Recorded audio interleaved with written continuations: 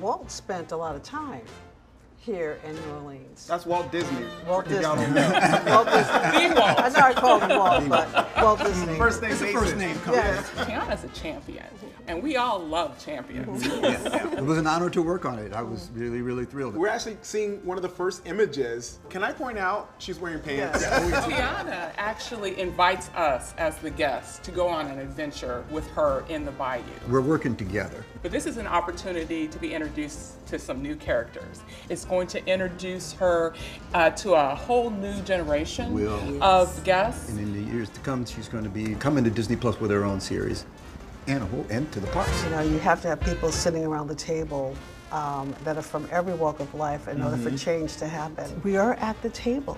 Yes. And change is happening. Yeah. Tiana wasn't a one-time thing. Disney is committed to what was seen in Princess and the Frog.